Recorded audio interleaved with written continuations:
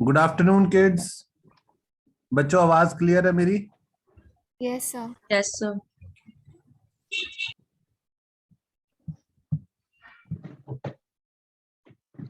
ठीक है, हम लोग थर्मल एक्सपेंशन की बात कर रहे थे। ठीक है, थर्मल एक्सपेंशन बेसिकली जब हम किसी चीज को हीट करते हैं सॉलिड को, तो टेम्परेचर बढ़ने के साथ साथ उसके डायमेंशंस भी इंक्रीज हो जाते हैं। उसकी लेंथ, उसका एरिया, उसका वॉल्यूम का इंक्रीज हम कैलकुलेट कर सकते हैं। ठीक है, और फॉर्मूला मैंने बताया था। तो बेसिकली मैंने दो सेट ऑफ फॉर्मूले बताए थे कि अगर आपके पास इनिशियल लेंथ है,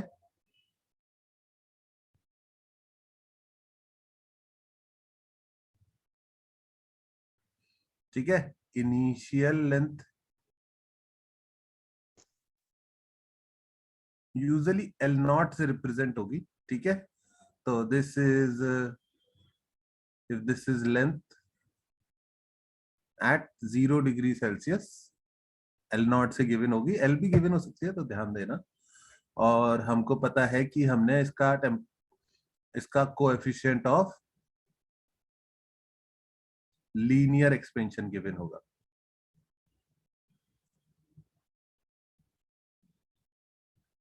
दैट विल बी अल्फा। ठीक है, तो फॉर एग्जांपल एल नॉट की वैल्यू ले लेते हैं हम। एल नॉट की वैल्यू ले लेते हैं लेट्स से 5 मीटर, और coefficient of linear expansion usually बहुत छोटी वैल्यू होगी। ठीक है, तो this will be something like 10⁻⁻4 या -5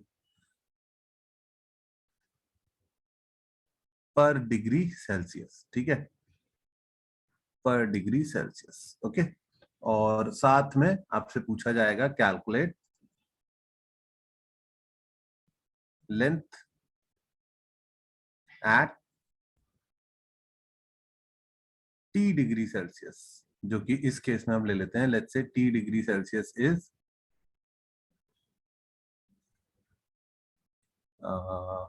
60 डिग्री सेल्सियस। ठीक है, तो इस केस में आपको दो चीजें कैलकुलेट करनी आनी चाहिए। एक तो डेल्टा एल, कितना लेंथ चेंज होगा, और दूसरा फाइनल लेंथ। डेल्टा एल का formula is L not alpha delta T, और एल का formula is L plus delta L, that is sorry L not plus delta L, that will be L naught 1 plus alpha delta T. Okay, दोनों दिखने में similar हैं पर दोनों का difference आपको क्लियर होना चाहिए। ठीक है, इस केस में हमारा चेंज इन लेंथ आएगा L naught is 5 into alpha is 10⁻⁻⁴ और डेल्टा टी इज 60। तो ये आ गया 300 इंटू 10⁻⁻⁴ मीटर। इसको आप लिख सकते हो 0.03 मीटर और 3 सेंटीमीटर। तो जो चेंज इन लेंथ होता है वो बहुत छोटा होता है as compare to total length. Okay, अगर आपसे कोई पूछे कि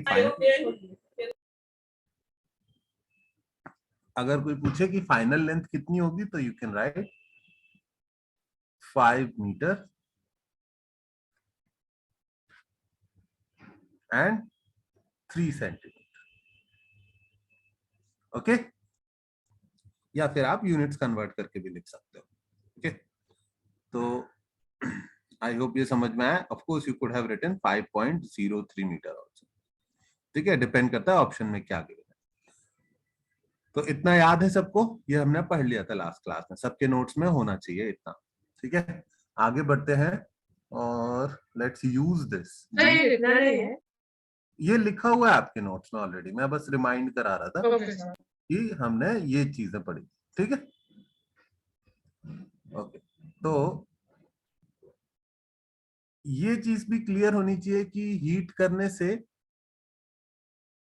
अगर कोई 3D ऑब्जेक्ट है, ठीक है, 3 डायमेंशनल ऑब्जेक्ट है, इसका मास है m, ठीक है, और वॉल्यूम है v, और आपने इसको हीट किया डेल्टा टी टेम्परेचर से।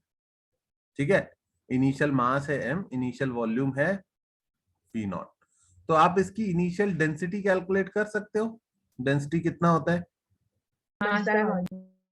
डेंसिटी मान लो रो नॉट लिख लेता हूं, तो वो हो जाएगा मास अपॉन वॉल्यूम। ओके, तो अगर आपने हीट किया तो क्या मास चेंज होगा बॉडी का? नहीं सर, मास चेंज नहीं होगा। Okay, mass does not depend on temperature, mass थोड़ी चेंज हो जाएगा। तो मास सेम रहेगा, इसीलिए मैं उसको नॉट वॉट कुछ नहीं लगा रहा, एम ही लिख रहा हूं। पर वॉल्यूम हो जाएगा वी नॉट 1 प्लस अल्फा, नहीं अल्फा नहीं, वॉल्यूम के लिए क्या लेते हैं? ओके, या फिर 3 अल्फा भी ले सकते हैं। अगर गामा दिया ही नहीं है तो 3 अल्फा भी ले सकते हैं, और अगर बीटा दिया है तो कितना लेना पड़ेगा? 3/2 बीटा भी ले सकते हैं। ओके, अल्फा बीटा गामा तीनों एक दूसरे से रिलेटेड। ओके, तो आप लिख सकते हो gamma is equals to 3 alpha and beta is equals to 2 alpha. ठीक है, तो आप इनको आपस में कन्वर्ट कर सकते हो। गामा हो जाएगा 3/2 बीटा। ओके, इस पे कंफर्टेबल रहना।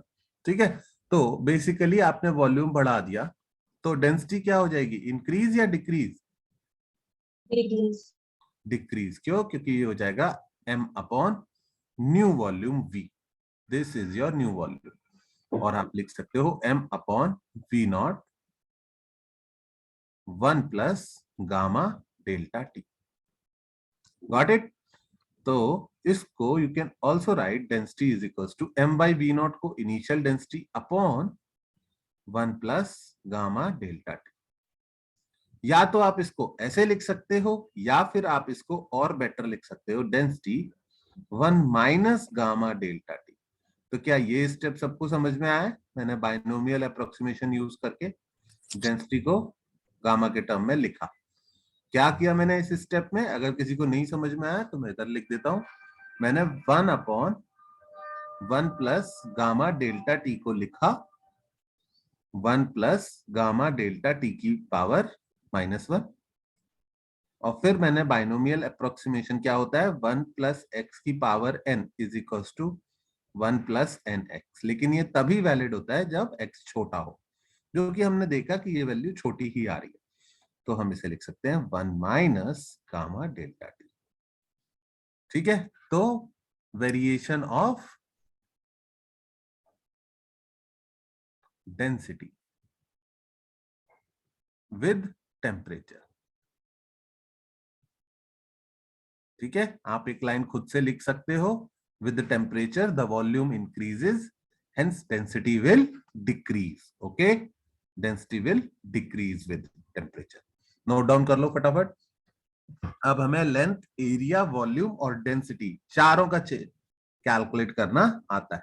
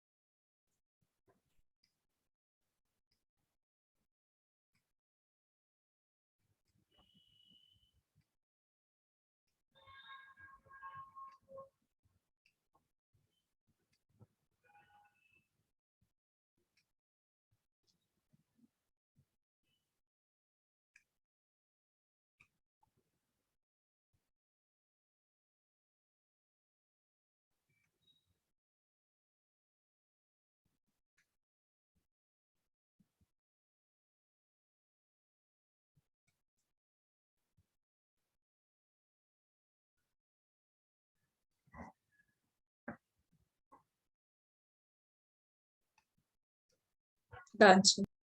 Done? Nice, sir.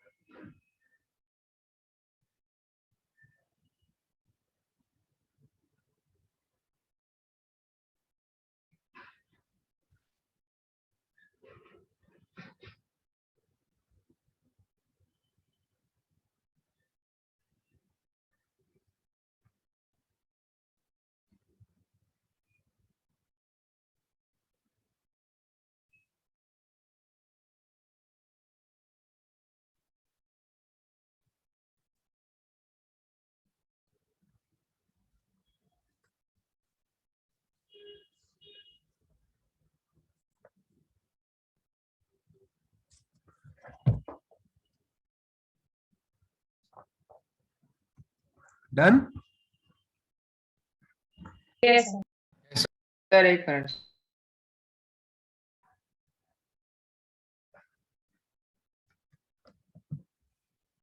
Sir. Sir आपने एक लाइन बोली थी ना बोलो कौन सी? सर अच्छा। आपने हाँ, मैंने ये बोला with the temperature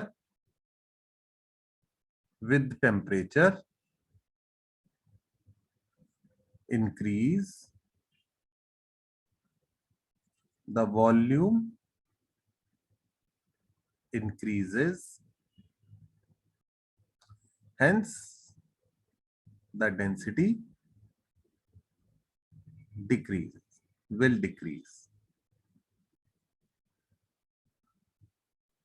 okay, temperature बढ़ने के साथ वॉल्यूम Yes, sir. इंक्रीज होगा तो डेंसिटी डिक्रीज होगी. ओके,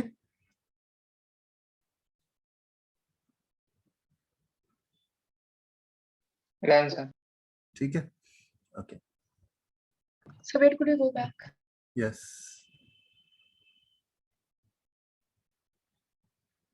सर आप बोल सकते हैं delta o upon 1 plus gamma delta t कैसे आया? ये कैसे आया? Yes sir. देखो, m अपॉन v नॉट को क्या लिख दिया? Initial density. ओके, ठीक है. Okay sir. हाँ, तो this is Yes. Technically initial density upon 1 plus gamma delta T, और इसको नॉट बोला करो. ठीक है, नॉट. Okay, Yes sir. चलो.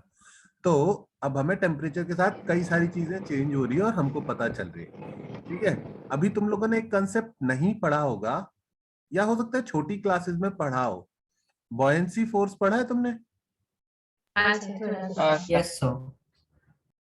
बॉयंसी फोर्स डिपेंड करता है डेंसिटी पर.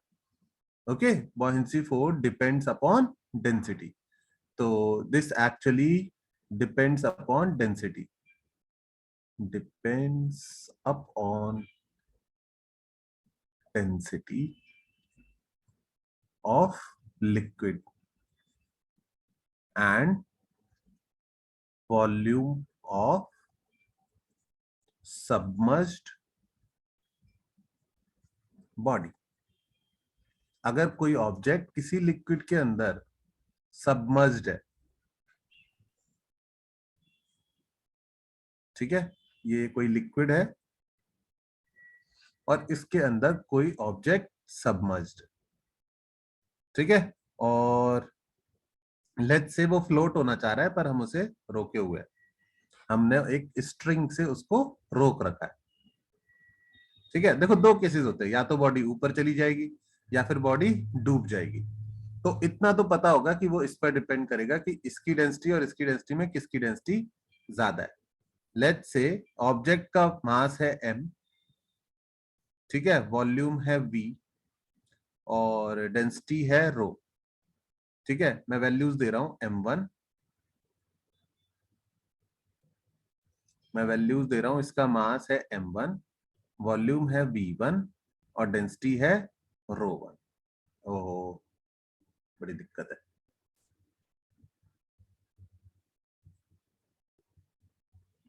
ठीक है, और ये जो लिक्विड है जो यहाँ पर फिल्ड है, इसकी डेंसिटी है रो एल या रो टू।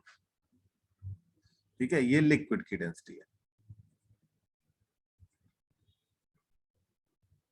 तो पहले तो मुझे ये बताओ कि तुम्हें पता है इस पर कौन कौन से फोर्सेस लगेंगे बॉक्स पर, नीचे की तरफ हमेशा हमेशा, और ऊपर की तरफ buoyancy, BUOYANCY, buoyancy force, buoyant force, दोनों नाम सही है। ठीक है, तो ये बॉयंसी फोर्स कितना होता है, कौन बताएगा? बॉयंसी फोर्स किसके बराबर होता है? बॉयंसी फोर्स तुमने पढ़ा होगा रो VG, शायद पढ़ा होगा, शायद नहीं पढ़ा होगा। हम फ्लूइड्स में पढ़ेंगे, डोंट वरी। ठीक है, इसके बाद शायद वही चैप्टर होगा। ठीक है, एक्चुअल में थर्मोडायनेमिक्स का एक्चुअल जो है वो फ्लूइड्स के बाद आता है। ठीक है, पर कोई बात नहीं। रो VG क्या आप लोगों ने पढ़ा है, सुना है? हाँ सर, 9th में था। रो होती है ना, ये डेंसिटी ऑफ लिक्विड होती है, और जो V होता है ये होता है volume, volume of the object. हाँ, वॉल्यूम सबमर्ज्ड। तो सबमर्ज्ड मतलब जो ऑब्जेक्ट सबमर्ज हुआ है। ठीक है, जो कि ज्यादातर सॉलिड ही होता है, लिक्विड में लिक्विड के ऊपर बॉयंसी तो बहुत ही कम निकालते हैं। ठीक है, रो V लास्ट में G। ठीक है, तो तुमने अगर रो VG पढ़ा हो तो इट्स ओके। बस अब तुम्हें ये बता दिया मैंने कि रो जो है लिक्विड की डेंसिटी है, V जो है वॉल्यूम सबमर्ज्ड है, और G तो acceleration due to gravity. Okay, तो इस केस में बताओ, सोच के, इस केस में मुझे क्या लिखना चाहिए? बॉयंसी फोर्स रो कौन सा 2, V कौन सा 1, और G तो ग्रेविटी है ही। Is that clear? Yes, sir. अब अगर मैंने टेम्परेचर बढ़ाया, क्या बढ़ाया? टेम्परेचर। ठीक है, तो if temperature is increased,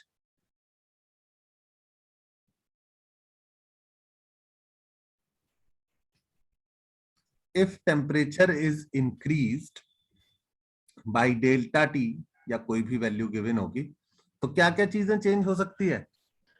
row to, एक तो लिक्विड का रो टू, रो टू, तो उसकी नई डेंसिटी आ जाएगी 1 प्लस गामा, तो सॉरी डेंसिटी डिक्रीज होती है, तो 1 minus gamma two delta T। Is that clear? Yes, sir. और ये सॉलिड का वॉल्यूम क्या हो सकता है? Increase. हो सकता है, तो V1 into 1 plus gamma delta T। समझ में आ रहा है सबको? Sir. Into G। कोई डाउट तो नहीं? Sir. हाँ बोलो। थर्मल एक्सपेंशन के वजह से लिक्विड्स भी चेंज हो सकते हैं क्या ज्यादातर? क्या बेटा? लिक्विड्स के भी डायमेंशन चेंज हो सकते हैं क्या थर्मल एक्सपेंशन की वजह से, कि हम लोग उसको नेग्लिजिबल लेते हैं? बिल्कुल नहीं, नहीं, लिक्विड का डायमेंशन चेंज हमेशा ज्यादा होगा सॉलिड से। Okay, okay sir. हाँ, सॉलिड सबसे कम चेंज होंगे, लिक्विड ज्यादा, और अगर गैस फ्री है तो गैस सबसे ज्यादा। हाँ सर। हाँ, लेकिन गैस में वही है, इश्यूज आ जाते हैं कि प्रोसेस कौन सी है, इसलिए गैस की हम यहाँ पर बात नहीं कर रहे, ठीक है सर। क्योंकि गैस प्रोसेस टू प्रोसेस अलग तरीके से बिहेव करती है, इसलिए हम गैस की बात नहीं कर रहे। तो this is the new buoyancy force. Is that clear to everyone?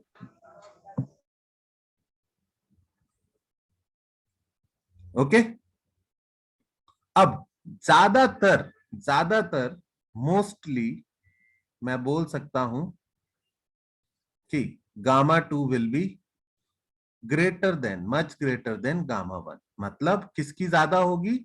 Liquid का चेंज ज्यादा होगा सॉलिड से। तो हो सकता है क्वेश्चन में गामा 1 को इग्नोर करना पड़े आपको।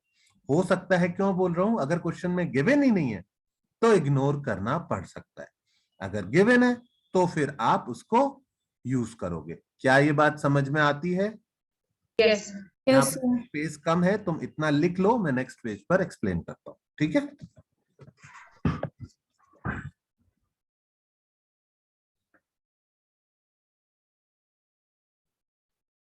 ठीक है, ये फॉर्मूला एग्जैक्ट लिखा है मैंने, पर हो सकता है ये तुम्हें दिखाई ना दे, एग्जाम में कुछ और दिखे, तो मैं वो बताता हूं।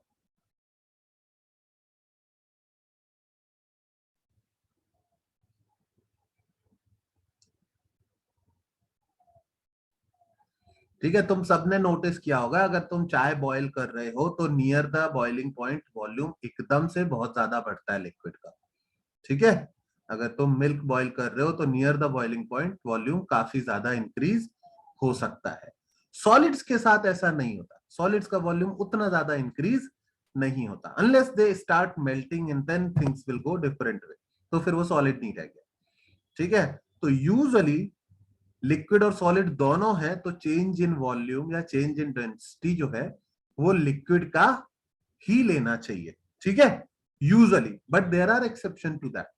मोर करेक्ट यही ऑप्शन। सो हाँ बोलो, सो वो ग्रीन वाला एफबी कैसे डेराइव की फिर से बता कौन सा सकते हो? वाला? वो ग्रीन वाला, ग्रीन में लिखा हुआ। Last line yes. सोचो, डेंसिटी के लिए क्या फॉर्मूला लिखा है अभी अभी, पीछे देखो नोट्स में। 1 - 1 माइनस गामा डेल्टा टी, तो ये गामा किसका लेंगे? 2 कौन सा लेंगे हम? लिक्विड का, क्योंकि लिक्विड की डेंसिटी की बात हो रही है। और वॉल्यूम किसका इंक्रीज होगा? सॉलिड का, तो यहाँ पर वॉल्यूम किसका लेंगे? सॉलिड का, तो यहाँ पर गामा भी किसका लेंगे? सॉलिड का। आई बात समझ में? डेल्टा टी टेम्परेचर बढ़ने से डेंसिटी की वैल्यू क्या हो गई? ये, और वॉल्यूम की वैल्यू क्या हो गई? ये। आई बात समझ में? Yes sir. पक्का? Yes sir. ओके, ठीक है, इसको हटा दूं मैं लाइंस।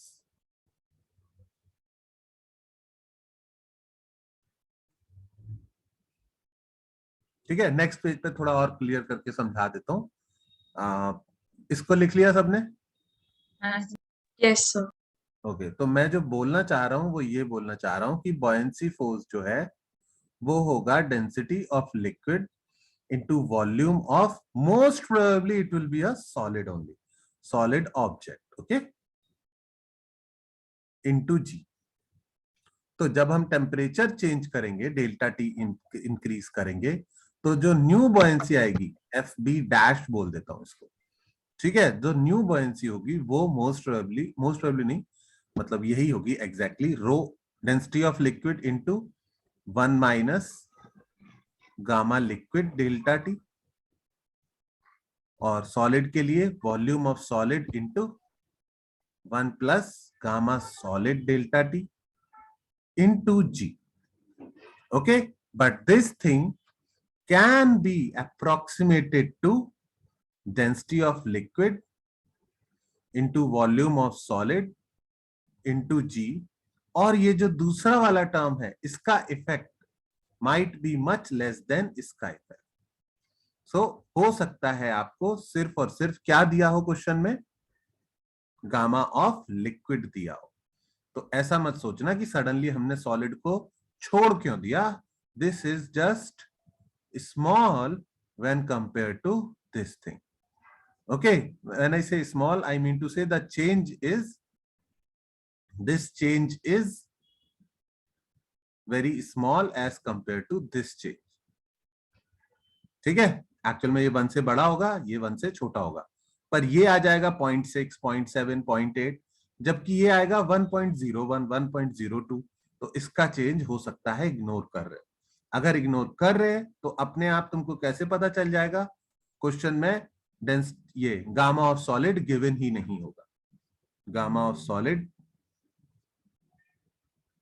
Is not given. तो आपको सिर्फ और सिर्फ लिक्विड की वॉल्यूम को, डेंसिटी की बात करनी है, सॉलिड के वॉल्यूम एक्सपेंशन की बात नहीं करनी। Is that clear? यस। हाँ, मतलब ऑप्शन ही नहीं है तुम्हारे पास, सॉलिड का गिवन ही नहीं है, तो क्या करोगे? तो एफ बी डैश को आप लिख सकते हो initial buoyancy into 1 minus gamma L delta t. Is that clear?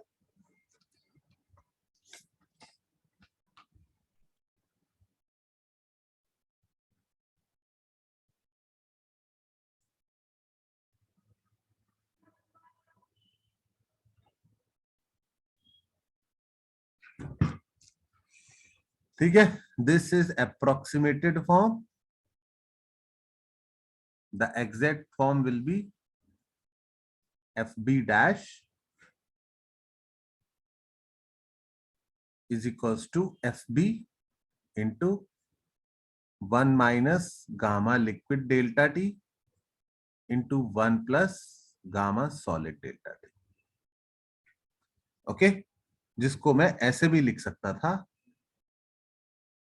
Initial buoyancy into 1 plus gamma S delta T upon 1 plus gamma L delta T. इसकी आदत डाल लो कि तुम इसको ऊपर लिखोगे तो माइनस में लिखोगे और नीचे लिखोगे तो प्लस में लिखोगे, क्योंकि this and this is the same thing. Okay, तो अलग अलग जगह तुम्हें अलग अलग सॉल्यूशन दिख सकते हैं, इसलिए मैं इतना ध्यान देके बार बार बोल रहा हूं. तो buoyancy force BUOY ANCY.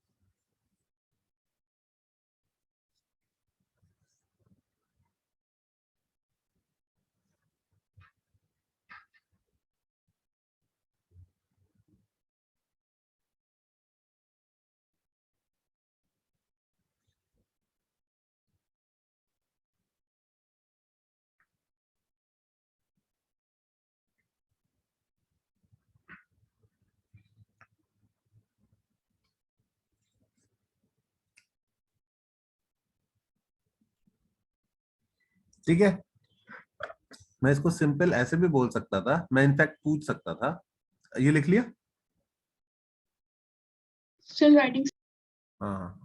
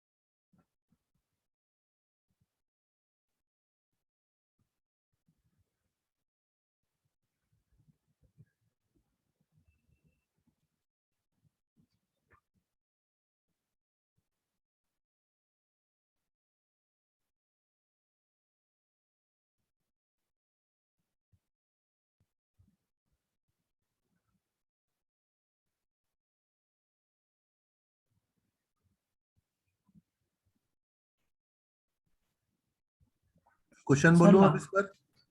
Last दो लाइन में सर ग्रेविटी नहीं आएगा? ग्रेविटी, ग्रेविटी है ना, यहां पर भी ग्रेविटी है और यहां पर भी ग्रेविटी सर है. जो आपने ब्लू में लिखा है। तो इसमें ग्रेविटी का टर्म नहीं आएगा. वो कहाँ आएगा, यहाँ पर है ना, इसमें ग्रेविटी ओ अच्छा, हाँ समझा है सर, ना. समझा।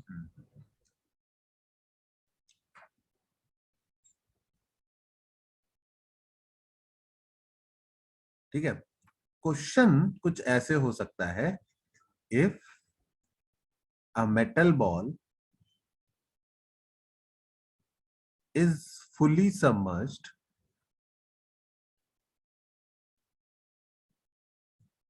in water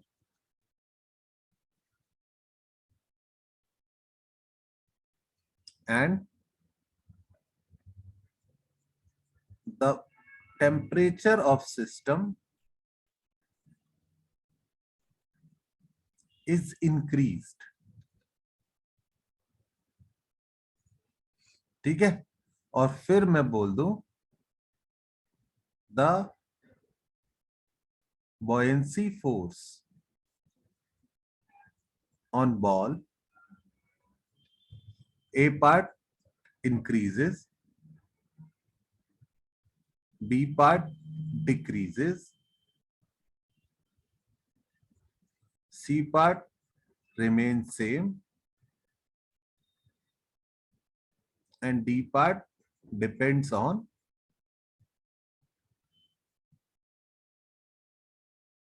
density of metal. तो क्या बोलोगे? तो मैं चैट में लिखना चाहिए क्या आंसर है तुम्हारा, ABCD।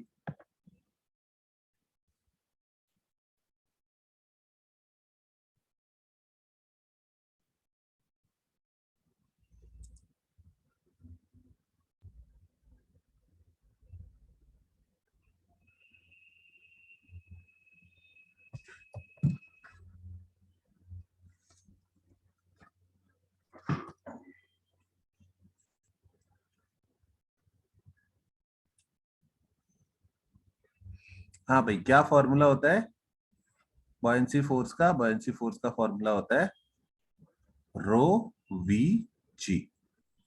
हमको क्या पता है, ये रो किसकी है? लिक्विड की, और ये किसकी है? सॉलिड की।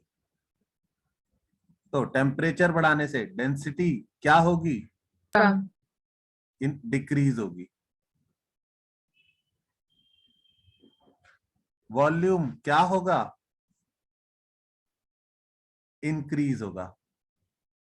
कौन सा फैक्टर ओवरशैडो करेगा दूसरे को? जो ऑक्सीजन ओवरशैडो करेगा। डेंसिटी वाला टर्म ओवरशैडो करेगा। Is that clear? Liquid Yes, वाला sir. टर्म ओवरशैडो करेगा। तो क्या होना चाहिए? डिग्री।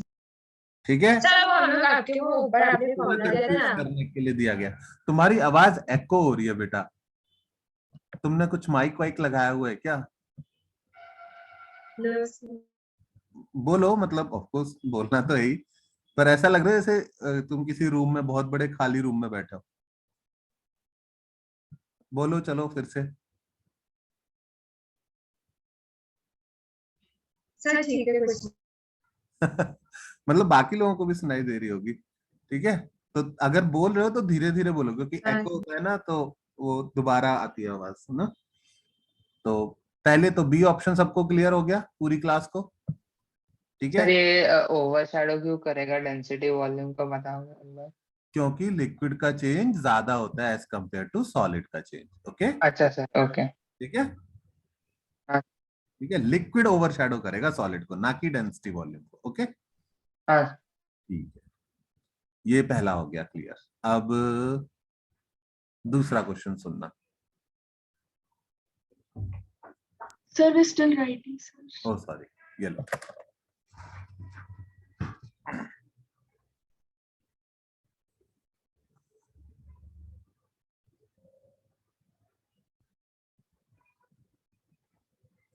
सर। Sir, decrease क्यों होगा sir? The buoyancy force, density decrease हो गई ना बहुत ज्यादा, और वॉल्यूम उतना इंक्रीज हुआ नहीं सॉलिड का, तो ओवरऑल फोर्स की वैल्यू क्या होगी? इंक्रीज या डिक्रीज? नहीं सर, रिपीट कर सकते हो आप?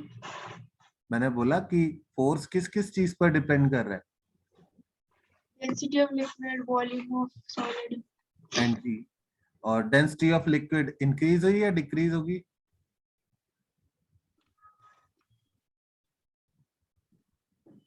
Decrease. अच्छा, volume of solid? Constant. Constant तो नहीं रहता, स्लाइटली इंक्रीज होगा। तो जब हम खुद ही बोल रहे हैं कि वॉल्यूम स्लाइटली इंक्रीज होगा और डेंसिटी ज्यादा डिक्रीज हो सकती है, तो ओवरऑल फोर्स की वैल्यू इंक्रीज होगी या डिक्रीज होगी? Decrease. Okay, Yes sir. ठीक है। ठीक है, मतलब मैथ्स लिख के तो हो जाएगा, पर लॉजिकली हो जाए तो ज्यादा फायदा है। ऐसे देखो, इधर देखो, ठीक है, ये भी इंक्रीज होगा और ये भी इंक्रीज होगा। पर कौन ज्यादा इंक्रीज होगा, न्यूमरेटर या डिनोमिनेटर? डिनोमिनेटर। अगर ये टर्म बड़ा आएगा तो ओवरऑल वैल्यू क्या होगी, डिक्रीज होगी ना। ओके ये भी इंक्रीज होगा पर ये वाला टर्म ज्यादा बड़ा होगा। क्यों बड़ा होगा, क्योंकि लिक्विड का gamma is more than solid. मैं इसको लिख देता हूं, ठीक है। इसको क्या लिख सकते हैं हम,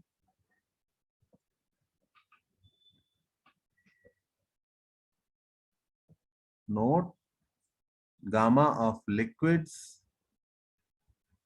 will be more than gamma of solids. हम गैसेस की बात नहीं कर रहे, वरना gamma of gases will be even bigger. Okay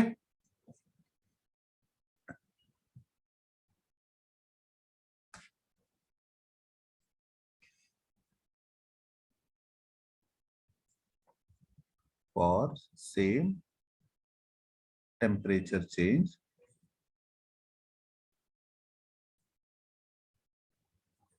volume of liquid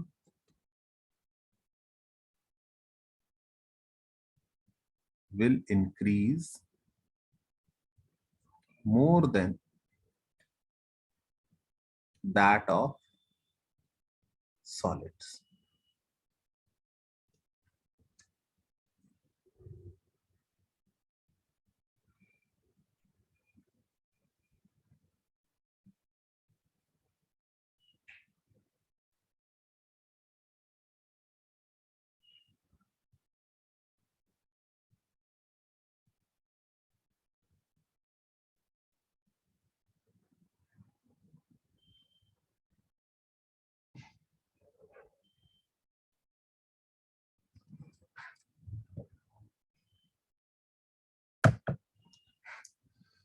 okay ठीक है। एनीवे जब मैं लिक्विड पढ़ा रहा हूँ, फ्लूइड्स पढ़ा रहा हूँ ना, तब एक बार रिमाइंड करा देना कि सर एक बार ये चीज रिपीट कर दो। तब मैं डेंसिटी के बारे में काफी बात कर चुका हूँ, तो it will be pretty easy for me. ठीक है, अभी आपने बॉयंसी फोर्स मतलब मैंने नहीं पढ़ा है, इसलिए थोड़ा सा, अब 10th या 9th जब भी पढ़ा होगा तो थोड़ा बहुत ही पढ़ा होगा उतना। ठीक है, तो will do that, will revise it once in fluids. ठीक है, डोंट वरी अबाउट दिस। पर अभी छोड़ते नहीं है, क्योंकि छोड़ देंगे ना तो फिर बाई चांस तब नहीं किया तो फिर भूल जाएंगे। तो एक चीज और सोचो, ठीक है, लेट्स से वी हैव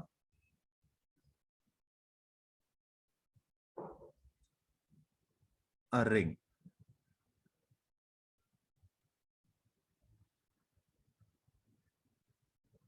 ठीक है, we have a metal ring जिसकी रेडियस है r। ओके और इसको coefficient of linear expansion is alpha.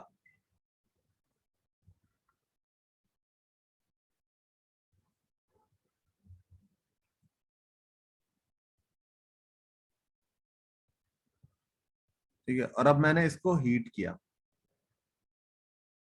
Delta T से, तो इसकी रेडियस इंक्रीज होगी या डिक्रीज होगी?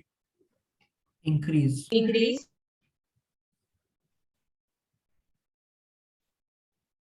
तो can anybody tell me what will be the new radius initial? अगर मैं आर नॉट बोल दूं तो R plus रेडियस क्या होगी? R naught 1 plus alpha delta t. r is equals to r naught 1 plus alpha delta t. ये सबको समझ में आता है? यस ठीक है, सर। हाँ सर। मैंने लेंथ के लिए बताया था, आई नो, मैंने लेंथ के लिए बताया था। मैंने बोला था लेंथ होगी, इनिशियल लेंथ हमें निकालनी चाहिए। कैसे निकालनी चाहिए? वी कैन से कि लेंथ होगी l naught is equals to 2 pi r naught, और फिर फाइनल लेंथ कितनी हो जाएगी? लेंथ के लिए हमारे पास है L naught 1 plus alpha delta T. तो अब नई लेंथ को मैं क्या लिख सकता हूं? Can I write it 2 pi into new radius?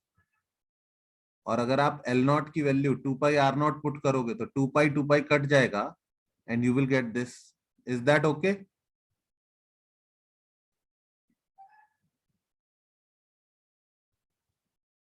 Not okay? Yes, sir. Okay sir. Okay ना? ठीक है। हाँ सर। बेसिकली मैं ये बोलना चाह रहा हूं कि आपको लेंथ का चेंज पता है, लेंथ कैसे चेंज होती है, और यहां पर आपको पता चल रहा है कि length is directly proportional to r. ठीक है, क्योंकि एल नॉट होगा 2 पाई आर नॉट और एल होगा 2 पाई आर। तो when things are directly proportional तो आप क्या यूज कर सकते हो, यू कैन यूज कि if L is directly proportional to radius, तो delta L by L will be equal to delta R by R. जिस रेशियो से L में चेंज होगा उसी रेशियो से R में चेंज होगा। Is that clear? ठीक है, तो ये चीज ध्यान रखना। ठीक है, नोट डाउन कर लो फिर भी इसको सेफ साइड।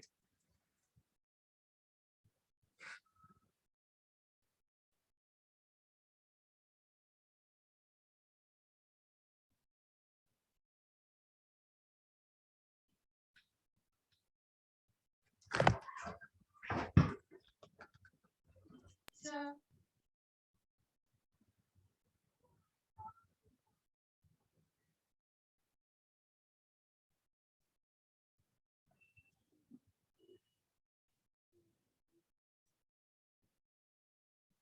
Sir. हाँ बेटा, सर एक बार आपने क्या अभी पूरा ट्रांसफर को वापस रिपीट कर सकते नहीं नहीं वॉल्यूम बढ़ाओ, तुम वॉल्यूम कम करने से फायदा नहीं हुआ। मैंने ये बोला, इसको ऐसे की जगह मैं ऐसे लिखूं तो शायद बेटर समझ में आएगा कि if length is directly proportional to r, तो you can write L1 by L2 is equals to, you can write L2 by L1 is equals to R2 by R1. Okay, so you can write L naught 1 plus alpha delta t upon initial L naught is equals to R upon R naught, and that will give you R is equals to R naught 1 plus alpha delta t. Is that clear now? हैं sir. ठीक है, तो directly proportional है, तो अगर R जिस ratio से change हो रही है L भी उसी रेशियो से चेंज हो रहा होगा। ठीक है, तो this was just something I was trying to. Sir, wait, could you go back? सर एक मिनट। हाँ हाँ लिखो लिखो लिखो।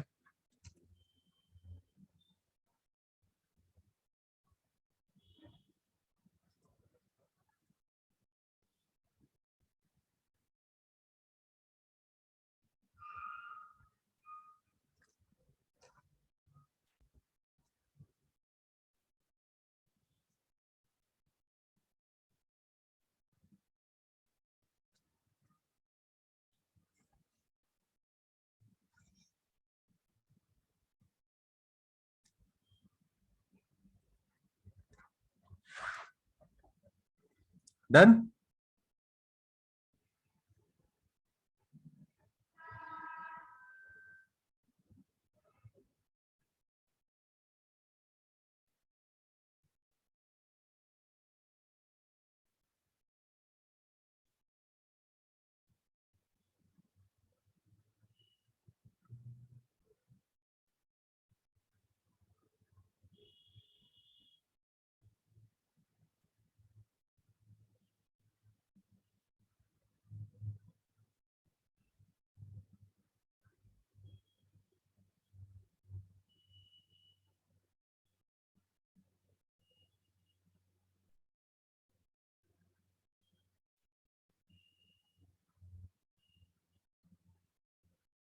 Yes sir.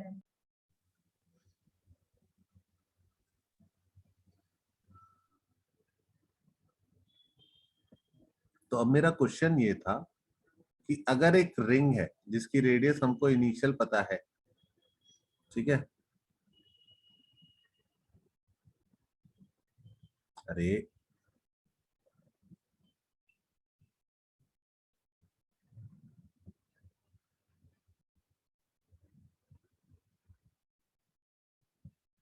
और मैंने उस रिंग में से एक छोटा सा पोर्शन कट कर लिया।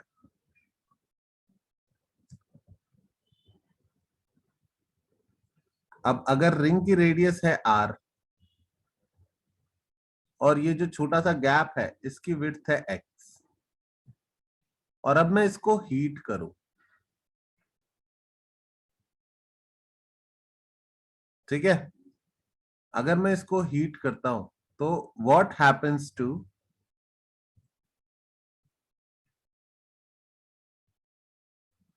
Values of r and x? Sir R increase होगा और और X X decrease. X decrease हो r इंक्रीज होगा और x decrease. That is wrong. Sir X change ही नहीं होगा। r will increase, that is we are sure of, but what happens to x? तो X भी increase हो जाएगा। Increase, will it decrease, and will it remain same? Sir remain same. So increase. Sir, increase. And the right answer is it will increase. Okay, it will increase, it will neither decrease nor remain same. Why? Because I can go back to the last example and put these points a and b at a distance of x. Ab now you tell me, where are new a and b's here? थोड़े दूर हो जाएंगे। They will be further apart from each other. समझ में आया? Yes. ठीक है, x will also increase. ठीक है, तो फर्स्ट ऑफ ऑल ये क्लियर रखना, x will also increase. ठीक है, मॉलिक्यूल्स बिल्कुल वैसे ही सेपरेट होंगे, एक दूसरे से दूर जाएंगे जैसे वो पहले दूर जा रहे थे। ओके, मतलब ये दो पॉइंट पहले भी एक दूसरे से दूर जा रहे थे, अभी भी ये एक दूसरे से दूर ही जाएंगे। मतलब रिंग जब एक्सपैंड होगी तो वो सिर्फ लीनियरली नहीं, रेडियली एक्सपैंड होगी। रेडियली मतलब सारे पॉइंट सेंटर से दूर जाएंगे। Is that clear? Yes. हाँ sir. The new gap will be x dash will be greater than x. r तो समझ में आता ही है, r dash will be greater than r. Is this clear to everyone? Yes. But एक चीज है जो सेम भी रहेगी, कोई बता सकता है क्या चीज रहेगी सेम इस प्रोसेस में? कोई और थर्ड वेरिएबल में एक बना सकता था which would be remain same. Sir, thickness वो रिंग की। थिकनेस बेटा बहुत कम है, नेग्लिजिबल है, स्मॉल है, थिकनेस की बात नहीं करेंगे। ठीक है, थिकनेस नहीं, कुछ और है जो सेम रहेगा। किसी ने लिखा वॉल्यूम, मास, मास तो हमेशा ही सेम है। ठीक है, वॉल्यूम चेंज हो जाएगा, एक्स डैश। कोई ऐसा वेरिएबल सोचो जो एक्स और आर के रेशियो पे डिपेंड कर रहा हो, क्योंकि दोनों का इंक्रीज सेम रेशियो से होगा।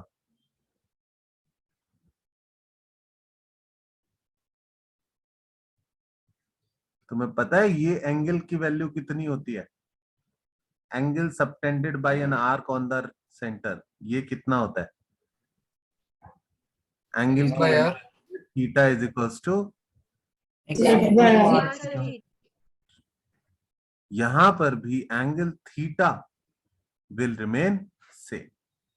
Theta angle will remain same, क्योंकि यहां पर ये थीटा क्या हो जाएगा? X dash by r dash, और रेशियो सेम होगा क्योंकि एक्स भी उसी रेशियो से इंक्रीज हो रहा है जिससे आर इंक्रीज हो रहा है। Angle will remain same. Is that clear to everyone? Yes. ठीक है, तो सभी पार्टिकल्स, टेक्निकली मैं तुम्हें समझाना चाहूं तो जब ये रिंग एक्सपैंड होगी तो सभी पार्टिकल्स दूर मूव करेंगे सेंटर से। Got it? दूर मूव करेंगे तो ये वाला पार्टिकल दूर जाएगा ऐसे, ये वाला पार्टिकल दूर जाएगा ऐसे, पर इनके बीच का एंगल चेंज नहीं होगा। आई बात समझ में? Yes sir. Please be mindful of this. Radius increase हुई, गैप भी इंक्रीज हुआ, पर एंगल चेंज नहीं हुआ। ठीक है, तो 1 और 2 तो इंपॉर्टेंट है ही, third one is also important.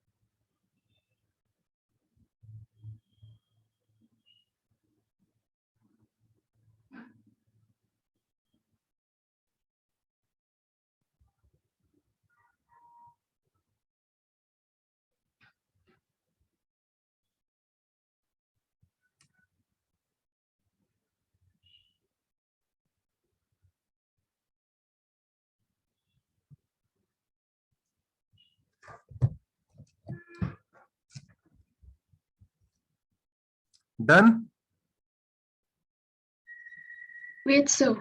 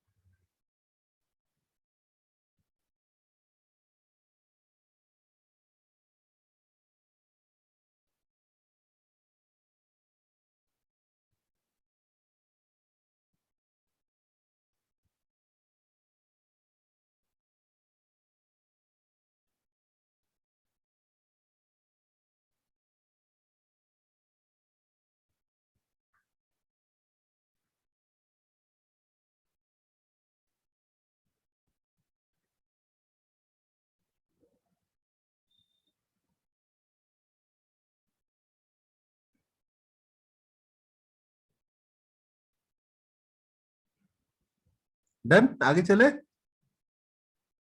हाँ ओके, चलो। अब अगर मैं सेम क्वेश्चन इसके लिए पूछता हूं कि there is a square plate, ठीक है, this is a square plate of some dimension l l, and मैंने इसमें से एक डिस्क कट कर ली। ठीक है, तो अब ये स्क्वायर प्लेट सिर्फ इतना पोर्शन है। ठीक है, let's write it down. A small disc is cut out of a plate which is a square plate। ठीक है, और डिस्क की रेडियस है लेट्स से स्मॉल आर। अब मैं इसको अगर हीट अप करूं तो तुम सबको पता है क्या होगा? Length of square plate, will it increase और decrease? increase. Increase. L dash will be greater than L. And what about the disk? R where R will decrease. R will decrease or increase? Sir वो भी increase ही होगा ना? It will increase। Increase.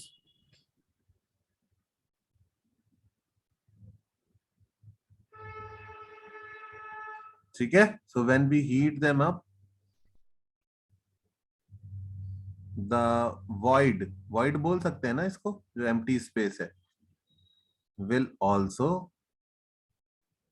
increase in dimensions। is that clear? हाँ बोलो। Sir यहाँ पे भी length और आर का जो चेंज है उसका रेशियो सेम रहेगा क्या हमारे पास? हाँ, सेम रहेगा। Okay sir. ठीक है, क्या ये चीज सबको समझ में आ गई? Yes. हाँ ठीक सर। है, अगर आप किसी भी प्लेट किसी भी ऑब्जेक्ट में से एक पोर्शन कट करते हो और फिर उसको हीट करते हो तो उससे कोई फर्क नहीं पड़ता कि वॉल्यूम कैसे चेंज होगा, वॉल्यूम उसी रेशियो में चेंज होता है। जैसे कि let's say this is a container,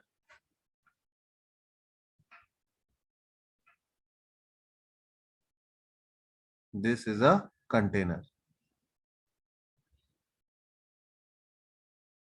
ठीक है। तो इसका अब कंटेनर में तो बड़ा अजीब ही हो गया, वॉइड ही वॉइड है, किनारियां तो बहुत ही नेग्लिजिबल अमाउंट में होती हैं, चलो थोड़ी सी मोटी किनारी बना देता हूं, पर तुम बात को समझ गए होगे कि कंटेनर में तो वॉइड ही वॉइड है, ठीक है। तो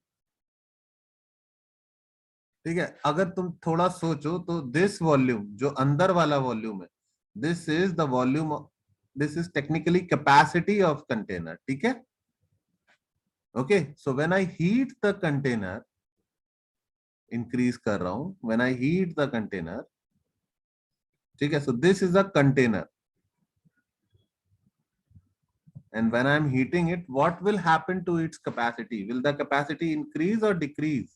Increase. The capacity will increase. Is that clear to everyone? Yes. हाँ सर। ठीक है, और जो कैपेसिटी है वो एक्चुअल में एम्प्टी स्पेस है, देयर इज वैक्यूम देयर और एयर, अगर एयर है तो air, otherwise vacuum is there, but उसका वॉल्यूम कितना इंक्रीज हुआ वो निकालने के लिए मैं गामा किसका यूज करूंगा, एयर का या सॉलिड का? सॉलिड का। Solid का. तुम बोलोगे सर सॉलिड का, क्योंकि जो एक्सटर्नल सॉलिड है वो वैसे ही एक्सपैंड होगा जैसे कि अगर यहां पर सॉलिड होता तो V dash capacity will be V into 1 plus gamma of solid into delta t. Is that clear to everyone? Sir एक बार सॉलिड का जो यूज कर रहे हो फिर से मैं ये बोल रहा हूं कि अगर पूरे में सॉलिड होता बेटा हाँ सर तो जो वॉल्यूम इंक्रीज होता ना, अभी भी वही वॉल्यूम इंक्रीज लेना है, ओके। ठीक है सर बस मैं बोल रहा हूं कि अगर सॉलिड में से हमने कोई कैविटी बना रखी है, कोई स्पेस बना रखा है, कोई गैप बना रखा है, तो उसका वॉल्यूम, उसका लेंथ, उसका एरिया वैसे ही इंक्रीज कराना है जैसे कि ओवरऑल ऑब्जेक्ट का वॉल्यूम इंक्रीज होगा। Is that clear? Yes sir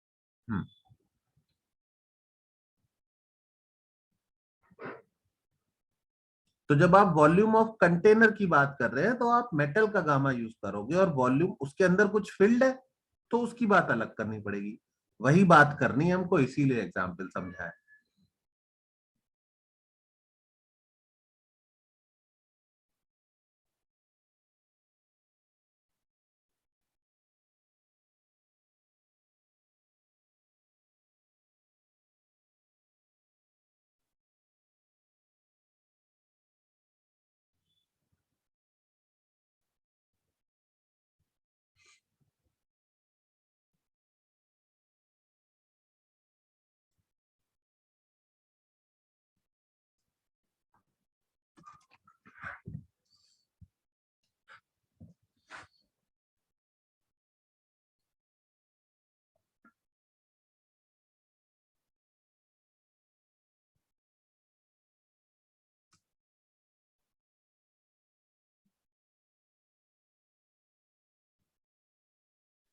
sir हाँ सर इसका ऐसे ही थियोरेटिकल क्वेश्चंस आएंगे क्या? हाँ, थियोरेटिकली आएंगे मोस्टली। Okay sir.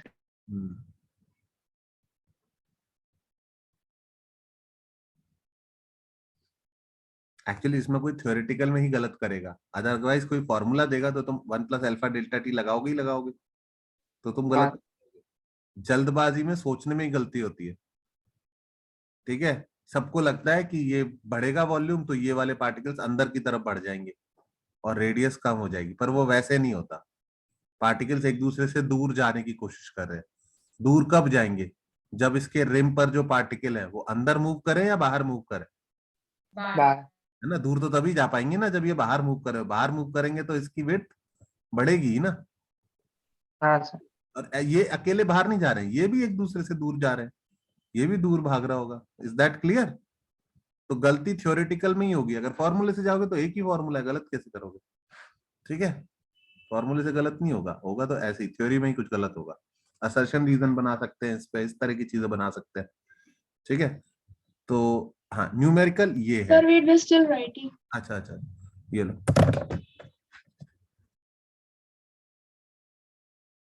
जल्दी से कोई ऐसी ऐप आ जाए कि मैं बोलूं और तुम्हारी कॉपी में लिख जाए जल्दी से, है ना, एकदम सही। इनफैक्ट ऐसा होना चाहिए कि मैं बोलूं और मेरे इस पे भी डेस्कटॉप पे टाइप होने लग जाए अपने आप। सर आप ही बना। मैंने बनाया था, but best I could do was कि मैं कुछ लिखूं और वो टाइप कर ले। मतलब अगर मैं ए लिखूं तो ए टाइप होके आ जाए। लेकिन प्रॉब्लम ये था फिजिक्स में, ये भी लिखना पड़ रहा है। वेक्टर भी बना लिया था पर ये भी लिखना पड़ रहा है, मैग्नीट्यूड। तो वो इसको, जो मेरा सॉफ्टवेयर था वो क्या लिख रहा था पता है, ए वेक्टर एल। इसको मैग्नीट्यूड, और ये तो मैंने थोड़े से बताया। I failed in writing formula. तो फिर मैंने वो प्रोजेक्ट ड्रॉप कर दिया, क्योंकि फॉर्मूला बहुत ही सारे हैं फिजिक्स में। मतलब अब म्यू है, और फिर वो ये वाले कैसे लिखता मैं, t plus mu g by v square, इसे लिखने में तो बैंड ही बज जाएगी। तो वो प्रोजेक्ट ड्रॉप कर दिया। I was trying to do this कि अगर कोई भी टीचर लिखे तो वो टाइप होके आ जाए, क्योंकि लिखने में प्रॉब्लम होती है। क्या प्रॉब्लम होती है? मेरी स्पेलिंग गड़बड़ है किसी को, या मेरी राइटिंग खराब है, तो किसी को वो प्रॉब्लम हो रही है उसे लिखने में। इंटरनेट पे तो बहुत सारे टीचर्स है, तो लोगों की राइटिंग बहुत खराब होती है कुछ की। तो उसको सॉल्व करना चाह रहा था मैं, लेकिन वो फिजिक्स के लिए सॉल्व नहीं होगा, प्लेन इंग्लिश के लिए सॉल्व हो गया था मेरे से। तो एनीवे अब नेक्स्ट मैं कंसेप्ट की तरह लिखाता हूं। एपरेंट, हेडिंग डालो, एपरेंट एक्सपेंशन ऑफ लिक्विड।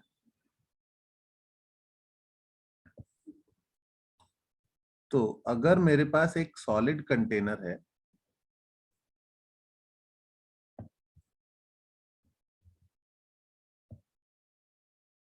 ठीक है, और उसके अंदर मैंने लिक्विड फिल कर दिया अप टू द ब्रिम, ठीक है, so this is some liquid.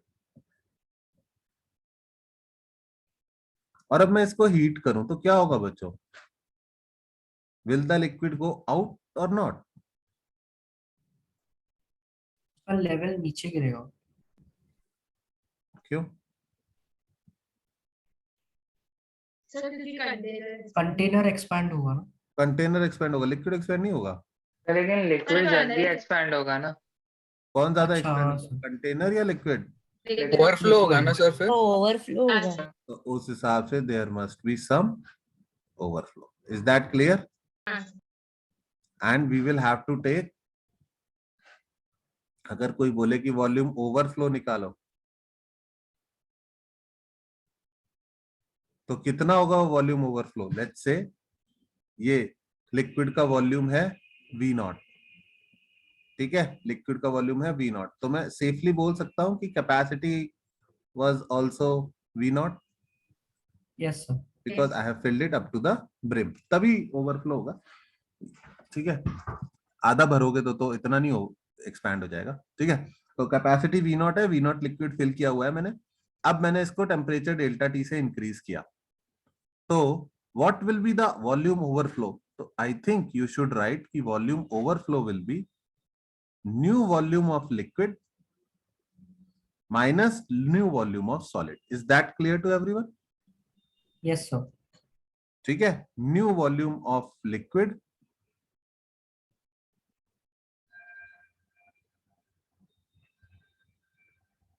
minus new volume of solid, and that we can write easily. कैसे?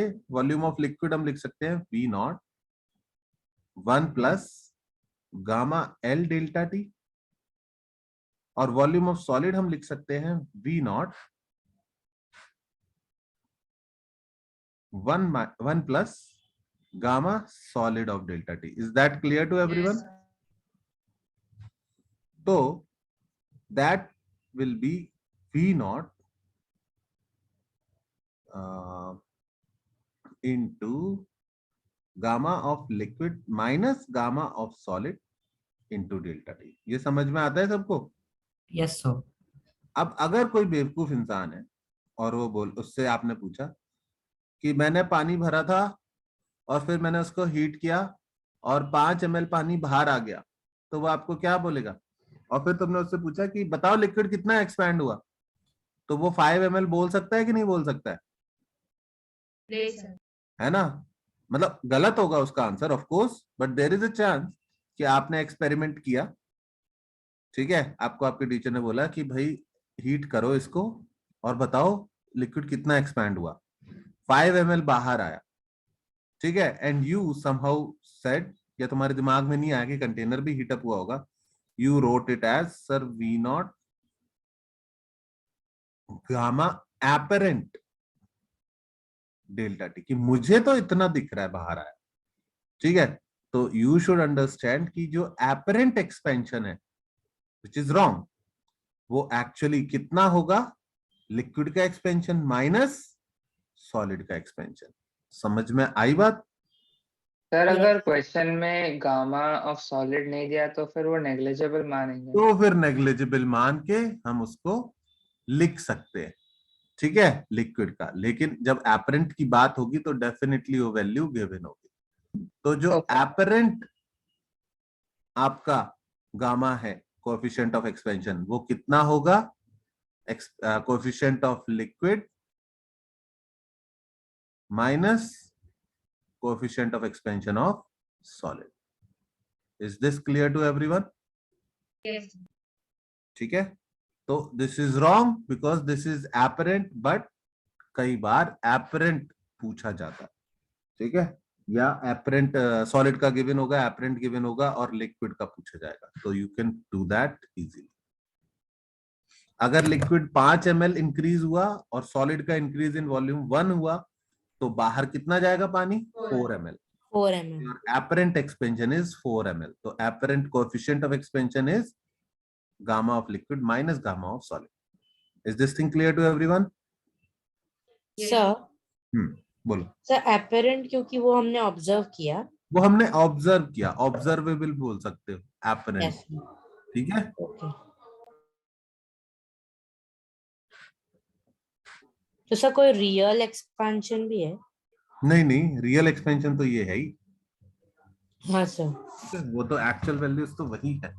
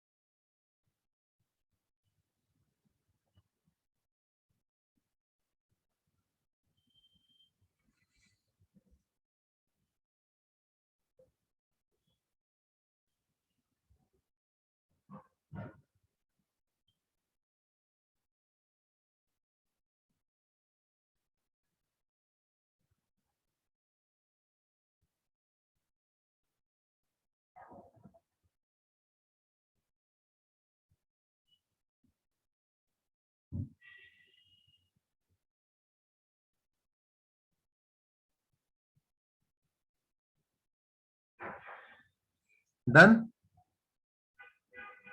हाँ सर।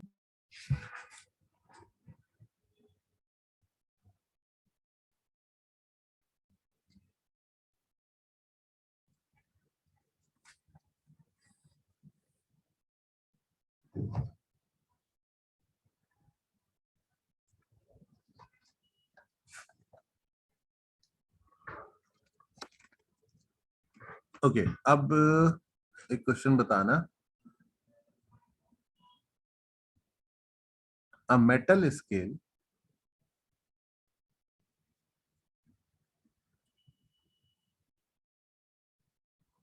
is used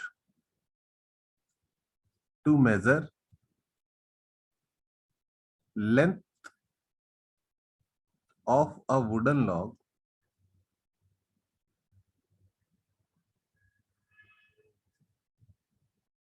ठीक है। The reading is 5.4 meters. Okay. If the metal scale is heated and its length increases by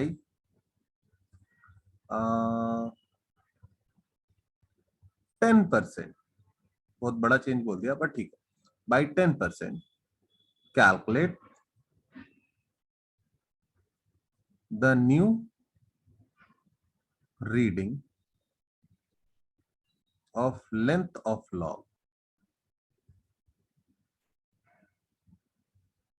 तो पहले तुम मुझे ये बताओ कि जो न्यू रीडिंग होगी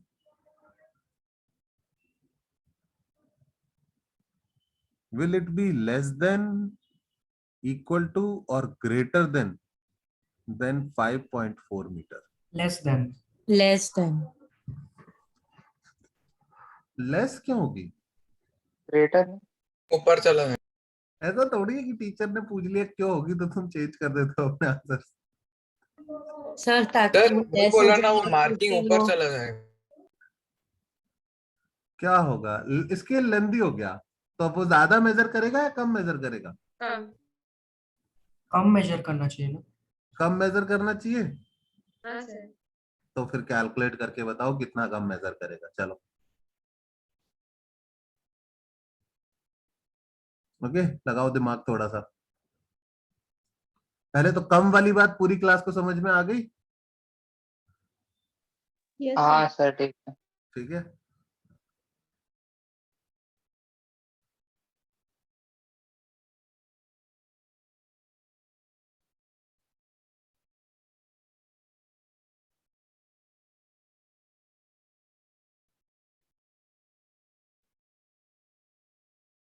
ठीक है, कम वाली बात सबको समझ में आनी चाहिए कि भाई हमें एक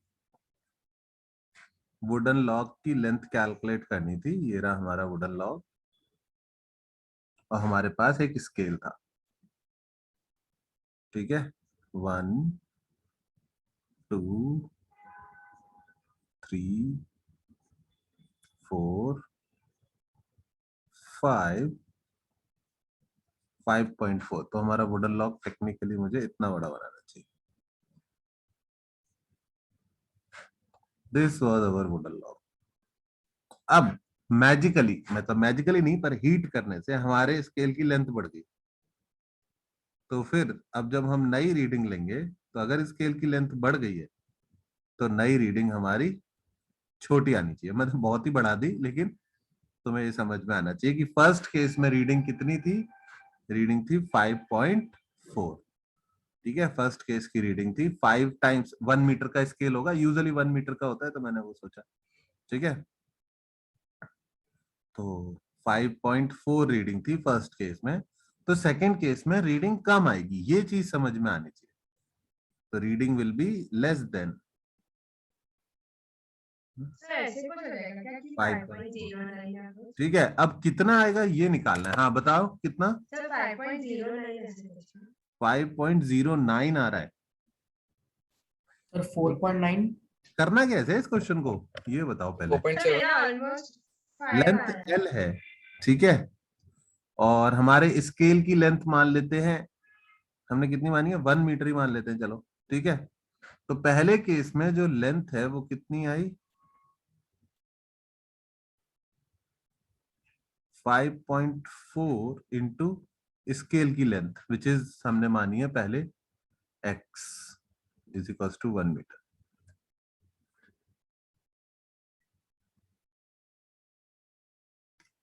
ठीक है, अब दूसरे केस में रीडिंग जब लेनी है, ये तो पहले केस का लिए हो गया, दूसरे केस में जब हम रीडिंग लेंगे तो L डैश क्या लिखूंगा मैं, some new number n into x dash, यही होगा ना।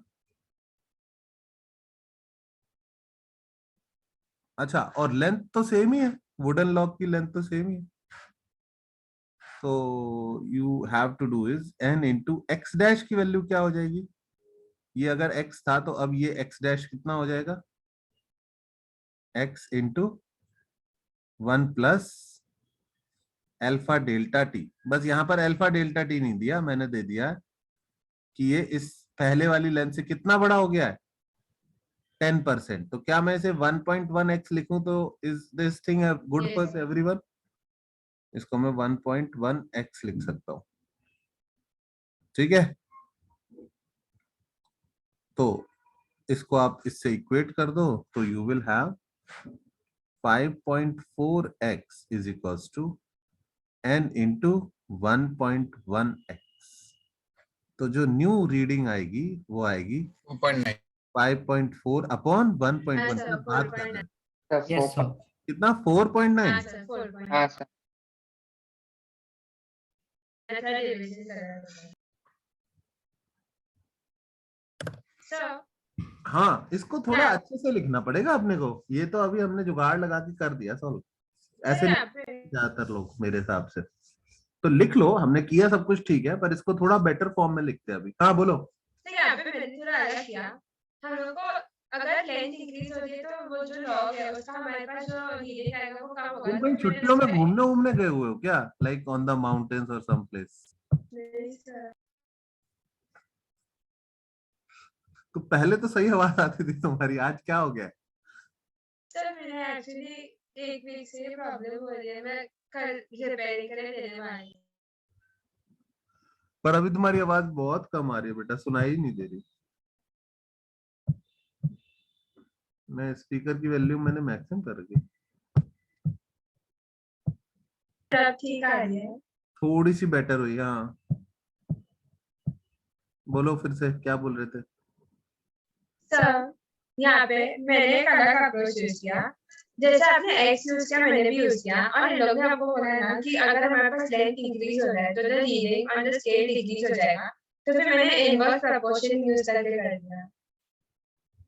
हाँ मतलब हम भी वही कर रहे हाँ हैं, सर। पर इसको ना ठीक से लिखना पड़ेगा। मतलब अभी तो मैंने फिगर बना दिया, मेन चीज है कि फिगर ही नहीं होगा तुम्हारे पास, है ना। मैंने Yes, sir. फिगर बना दिया और फिर हमने कुछ कुछ सोच लिया, ठीक है। फिगर नहीं है तो क्या करना है, तो उस केस में आपको क्या करना है, यू हैव टू राइट, पहले ये लिख लिया सबने? सर हाँ बोलो। सर आपने ये जो किया आप एक और बार रिपीट कर सकते हो? हाँ मैंने ये बोला कि जो जब भी आप कोई चीज मेजर करते हो ना बेटा, मेरे को ना ये हटा के ही समझाना पड़ेगा, इसको कर लेने दो सबको, फिर मैं बताता हूँ, ठीक है। Yes sir. मैं बताता हूँ अभी अच्छे से बताता हूँ। Sir, N is n is the new reading.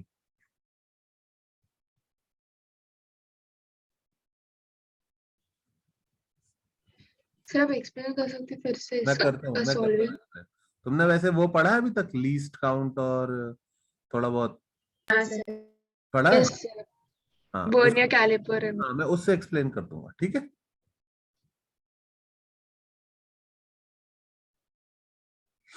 मैं उससे कैसे एक्सप्लेन करता हूँ अभी बताता हूँ, बस नेक्स्ट पेज पे जाने दो मुझे।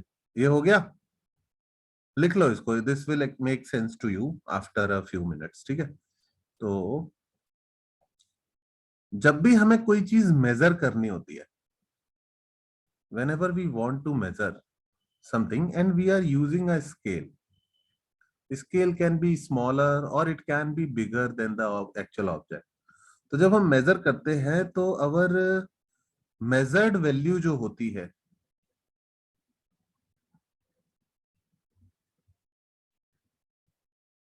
measured value is always our reading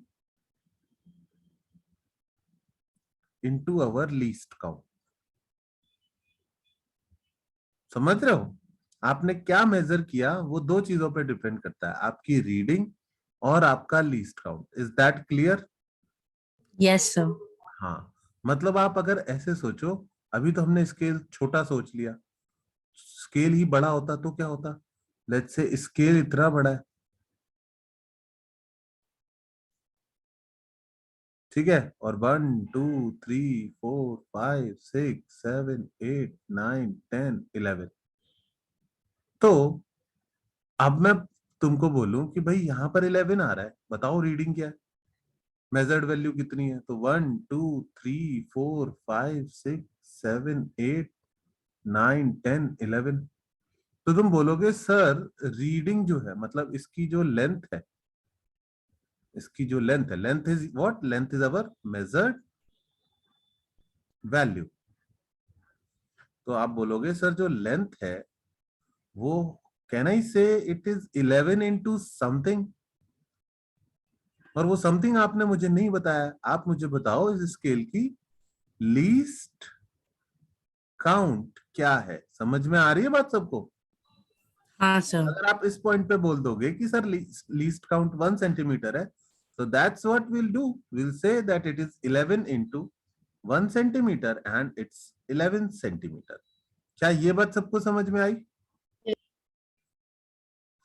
ज्यादातर हमारी जो रीडिंग होती है वही हमारे मेजर्ड वैल्यू होती है. क्यों? क्योंकि जो रीडिंग होती है वो वैसे ही होती है, मतलब सेंटीमीटर्स या मिलीमीटर. तो हमको पता है कि अगर आपने 11 देखा तो आपकी मेजर्ड वैल्यू इज 11 सेंटीमीटर.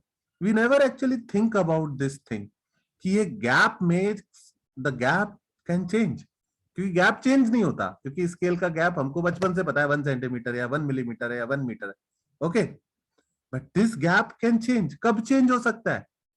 अगर मैं रॉड तो उसी साइज की रखूं, बट स्केल को क्या कर दूं?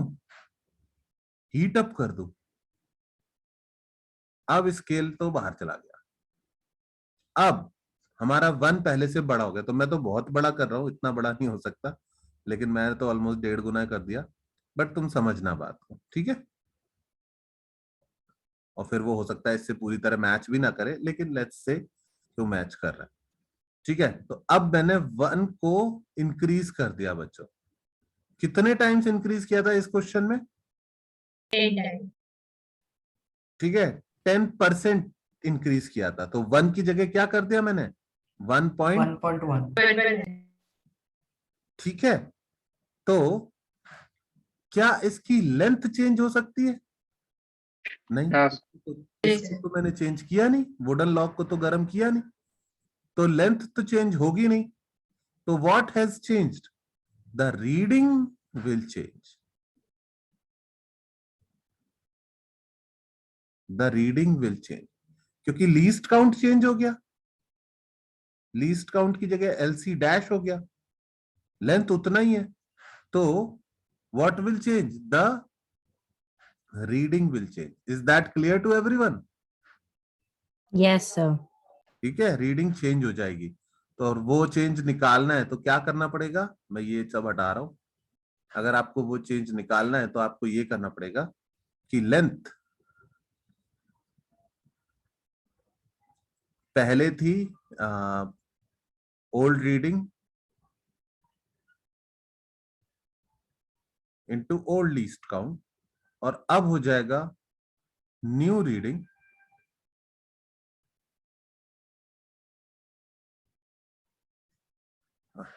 स्पेस, एक सेकेंड,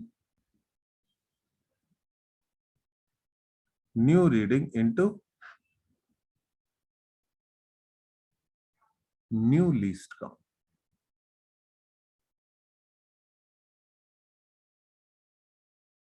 ओके, ओल्ड रीडिंग हमारी कितनी थी 5.4। पहले लीस्ट काउंट हम मीटर भी मान सकते हैं, हमें स्केल के बारे में तो कुछ गिवन नहीं है, तो 1 मीटर ले सकते हैं। न्यू रीडिंग हमें पता नहीं है, तो ये मैंने n मानी थी। और न्यू लीस्ट काउंट ये हमें पता है, अगर हमने पहले 1 मीटर का स्केल लिया था तो अब ये कितना हो जाएगा 1.1 metre. Is that clear to everyone? Yes, sir. फिर मैंने n की वैल्यू निकाली थी। ओके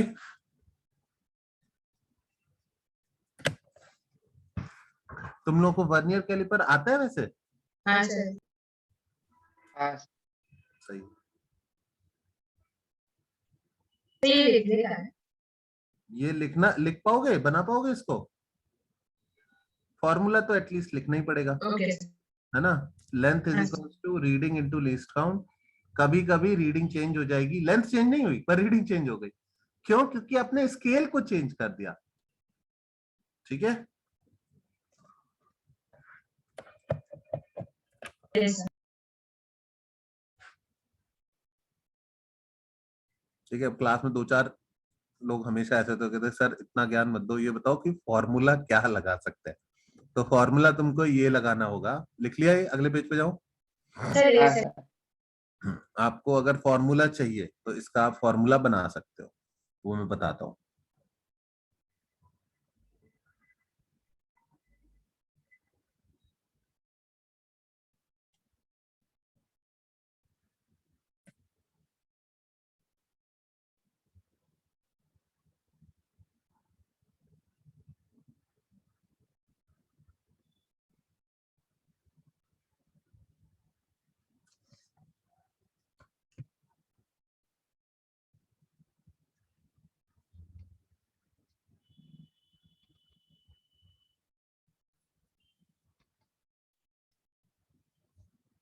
एक सेकंड आप प्रीवियस स्लाइड पे जा सकते हैं।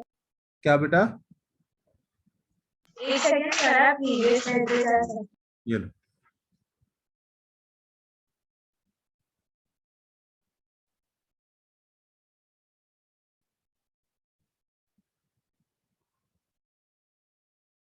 ये सर थैंक यू।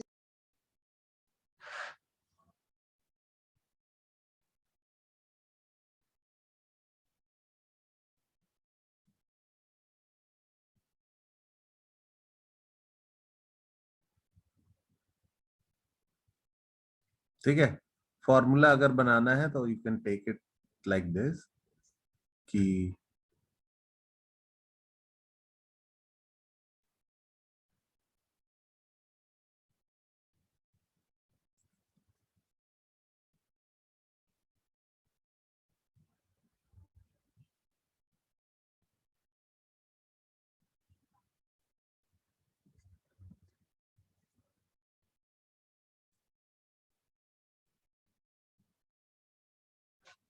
ठीक है, न्यू रीडिंग क्या आ जाएगी हमेशा? ओल्ड रीडिंग जो तुम्हें गिवन होगी divide by 1 plus alpha delta T. But अब इस फॉर्मूले की मैं गारंटी नहीं ले सकता। क्यों? क्योंकि हमने एक केस के लिए ये निकाला, कल को कोई और कुछ घुमा के पूछ सकता है। अभी तक ये नहीं आया है, तो फर्स्ट टाइम आएगा तो आई थिंक सिंपल वाला ही आएगा, तो तुम संभाल लेना। पर हाँ, वॉल्यूम के लिए भी कोई कुछ सोचेगा। ठीक है, आई थिंक एरिया के लिए आपको कुछ चेंज खास करना नहीं पड़ेगा, बस अल्फा की जगह क्या कर देना बीटा, वॉल्यूम के लिए गामा कर देना। बट ये कोई थ्योरम नहीं है, this is just a shortcut that we have derived for ourselves. ठीक है, this should work in most cases, maybe there is an exception out there. अभी तक मैंने सारे केसेस नहीं सोचे इसमें। सर हाँ ये वाला क्वेश्चन आरटी में आया है क्या? हाँ, जेई में आ चुका है, मेंस में आ चुका है। ठीक है, तुम्हारे बुकलेट में भी दिया हुआ है। ठीक है, Sir. उन्होंने बहुत ही शॉर्ट में एक लाइन लिख दी है, लेकिन वो ऐसे समझ में नहीं आ रही क्या होगा। बुकलेट के सॉल्व एग्जाम्पल जरूर सॉल्व कर लिया करो भाई, बहुत अच्छे सॉल्व एग्जाम्पल दिए। ठीक है, हाँ बोलो। सर अगर कोई लीस्ट काउंट मेंशन नहीं होगा तो 1 ले सकते हैं ना? हाँ मतलब लीस्ट काउंट, वही मैं समझाना चाह रहा हूँ कि वो कट रहा है, कुछ भी हो, हाँ सर। है ना, इसलिए मैटर नहीं कर रहा वो, क्योंकि वो कट रहा है इस केस में। ठीक है, यस सर। चलो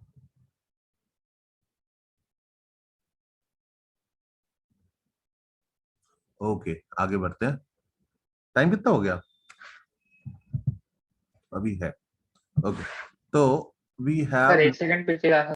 हाँ ये ठीक है सर।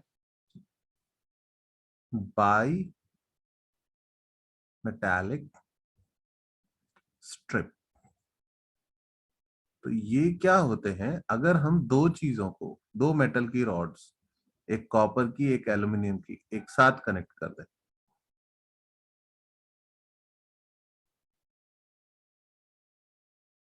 ओके, और फिर let's say this is copper and this is iron. अब मुझे पता तो नहीं, पर मेरा अंदाजा है कि से alpha of copper is greater than alpha of iron. ठीक है, तो ये चेक करना चाहिए, पर अभी चेक करने का मन नहीं है कि किसकी वैल्यू एक्चुअल में ज्यादा होती है। पर लेट्स से ऐसा दिया हुआ है, और अब मैंने इसको हीट किया, टेम्परेचर इंक्रीज किया, तो व्हाट विल हैपन? ठीक है, ये दोनों यहां पर क्या है, दे आर ग्लूड टुगेदर। ठीक है, तो ग्लूड से नहीं, एक्चुअल में दे आर वेल्डेड टुगेदर।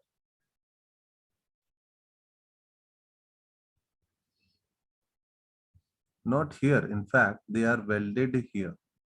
इनके एंड पॉइंट्स मैंने एक साथ वेल्ड कर रखे हैं, ओके, एक दूसरे से दूर नहीं जा सकते।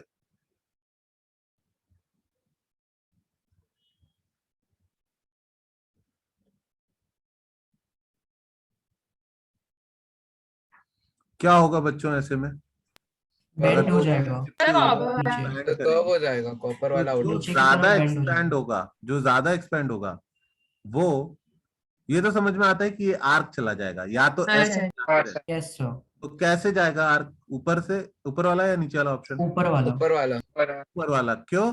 क्योंकि जिसको आउटर ज्यादा सरफेस ज्यादा expand कॉपर होना है, उसको किधर रहना पड़ेगा? आउटर साइड पर। ठीक है, जिसको ज्यादा एक्सपैंड होना है वो आउटर साइड रहेगा, और जिसको कम एक्सपैंड होना है वो नीचे की साइड रहेगा। इससे आपको समझ में आना चाहिए कि जो आउटर साइड है उसकी रेडियस ज्यादा है, और जो इनर साइड है उसकी रेडियस थोड़ी सी कम है। तो ऐसी सिचुएशन बन जाएगी। Is this clear to everyone? Yes.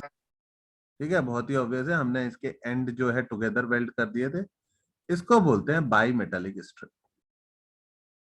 ठीक है, और आप जितना टेम्परेचर इंक्रीज करोगे, ये उतने बड़े आर्क में, उतना इसका आर्क बनता जाएगा।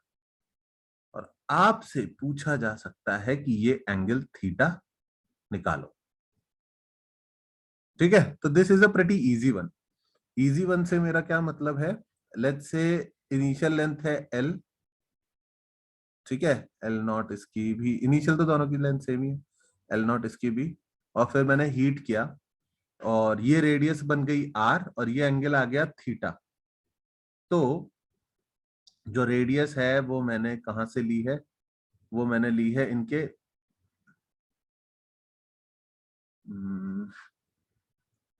ठीक है, इस क्वेश्चन में मैं इनकी थिकनेस दे रहा हूं, बराबर दे रहा हूं थिकनेस, टी इसकी भी और थिकनेस इसकी भी टी। ठीक है, तो मैंने ये रेडियस जो लिए बच्चों, कहां से लिए? मैंने लिए इनके एकदम मिड सेंटर पॉइंट से, आर से।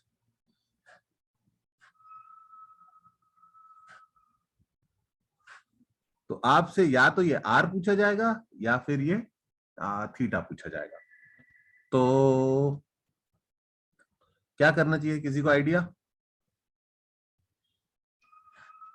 अगर मैं बोलूं कॉपर की न्यू लेंथ बताओ, तो क्या बताओगे? A naught 1 plus alpha of copper into delta. ठीक है, कॉपर की न्यू लेंथ क्या बोलोगे तुम बोलोगे, let's take this edge 1 and let's take this edge 2। ठीक है, तो तुम बोल सकते हो it will be L naught 1 plus gamma 1 delta T. Done. अगर मैं पूछूं आयरन की न्यू लेंथ बताओ, ठीक है, गामा 2 प्लस बोलोगे आयरन की length will be L naught 1 plus gamma 2 delta T. चलो ये सर गामा हम लोग यूज करते वॉल्यूम के लिए ना। एक सेकेंड, हाँ गामा, सही बात, माई मिस्टेक, गामा क्यों लिख दिया मैंने, I should have written alpha, alpha 1 और अल्फा 2। यहां तक किसी को कोई दिक्कत तो नहीं क्लास में? ठीक है, बहुत ही स्ट्रेट फॉरवर्ड सर, बहुत स्लो करा रहे हो। एनीवे, अब ध्यान से देखो, ये वाली लेंथ, बाहर वाली लेंथ, ठीक है, बाहर वाली लेंथ मैं लिख सकता हूं r plus t/2 into theta, लिख सकता हूं या नहीं लिख सकता?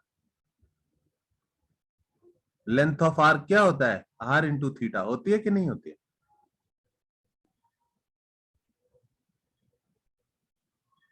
और जो अंदर वाले रॉड की लेंथ है ये मैं लिख सकता हूं, क्या लिख सकता हूं? सर यहाँ पे t/2 क्यों आएगा आपको? यस सर, t/2 क्यों? अगर मिड पॉइंट से रेडियस ली है तो इस पॉइंट की डिस्टेंस कितनी होगी? t/2 हो जाएगा ना। नहीं, वो डिपेंड कर रहा है तुम रेडियस कहां से सोच रहे हो, अंदर वाले पॉइंट से सोच रहे हो या बाहर वाले से सोच रहे हो? तो रॉड के पहली मिडिल। बात तो रट नहीं सकते क्योंकि क्वेश्चन में किससे गिवन है वो आपको देखना पड़ेगा। मैंने तो जंक्शन से रेडियस ली है r, ओके? सर जंक्शन से लिया फिर तो t हो जाएगा। Yes sir, r plus t। हाँ सर।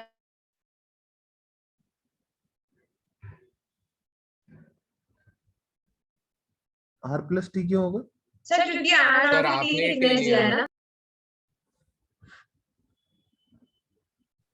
सर आपने जंक्शन से लिया तो एक ही स्ट्रिप का हाँ, ठीक है ना। थिकनेस होगा। मतलब मैं आई एम प्रेटी कॉन्फिडेंट कि मैंने सही किया, पर तुम सब एक ही बात बोल रहे हो तो ऐसा समझ में नहीं आया। तो दोनों स्ट्रिप का आपने इंडिविजुअल विथ t लिया है ना, हाँ, और रेडियस जो है वो r प्लस t होगा ना, बिकॉज आपने जंक्शन तक लिया है। मैंने जंक्शन की रेडियस r ली है। हाँ सर, और उसके बाद t थिकनेस तो total radius r plus t हो जाएगा ना। आपने जंक्शन तक का रेडियस r लिया है। हाँ, ओके, हाँ, फिर सेंटर ऑफ द रॉड तक t/2 हो जाएगा ना। एक काम करते हैं, मैंने जो लिया है वो सही लिया है, but if there is a confusion let's take the inner वाले रॉड की रेडियस r, ओके? अब बाहर वाले की कितनी हो जाएगी? r plus T. अब ठीक है? यस हाँ सर। सर। हाँ सर। अब ठीक है? सर पहले अभी तो इनर सरफेसेस लिया है ना दोनों रॉड। नहीं, मिड पॉइंट।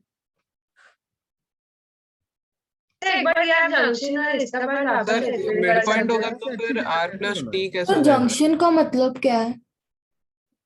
जंक्शन मतलब ये वाला पॉइंट जहां पर दोनों मीट। सर दूसरा वाला तो फिर r प्लस 3t/2 हो जाएगा ना, अगर आपने mid point of the rod तक लिया तो। Mid point of the rod की सेंटर से डिस्टेंस अगर r ली है तो दूसरे के मिड पॉइंट की सेंटर से डिस्टेंस कितनी होगी बेटा? तो r प्लस t होगा। r प्लस टी ही होगा। देखो ना ध्यान से थोड़ा सा तुम लोग, ये वाला r सर प्लस, तो आप मिड पॉइंट कंसीडर कर रहे हैं ना दोनों रॉड्स के इसमें। हाँ ठीक है सर, समझा। ठीक है, हाँ ओके सर। पक्का? हाँ सर पक्का। यस सर, पक्का। अच्छा ठीक है, ऐसा। ठीक है। मेरे हिसाब से ना थोड़ी फिगर गड़बड़ है, थोड़ी फिगर अच्छी होती तो शायद दिख जाता। ठीक है, पर ठीक है, एक की रेडियस दूसरे से टी ज्यादा होगी, ये बात समझ में आना चाहिए। हाँ सर। हाँ एक सर। दूसरे से टी ज्यादा होगी, मैं कुछ भी रेडियस लिखूं तुम रट नहीं सकते, क्योंकि एग्जाम में आर हो सकता है इनर वाले की दिया हो सकता है आउटर वाले की दिया हो, तो इतना तो सर अपने को लेके चलना पड़ेगा। हाँ, सर वो पहले फिर आपने t/2 क्यों लिखा था? पहले मैं मिड पॉइंट से ले रहा था ना रेडियस, तो अंदर वाले की t/2 कम लिख रहा था, बाहर वाले की t/2 ज्यादा लिख रहा था। अब मैंने अंदर की रेडियस r ले ली तो बाहर वाले की t ज्यादा लिख दी। दोनों अच्छा के बीच डिफरेंस t होना चाहिए, वो जरूरी है। ओके, सर इसके लिए भी आप मिड पॉइंट तक ही ले रहे हो ना r, लाइक फ्रॉम हाँ, द बिगिनिंग अंदर वाले के मिड पॉइंट की। पहले मैं फिर दोनों का वो जो mid point two the other mid point will be t। Hmm,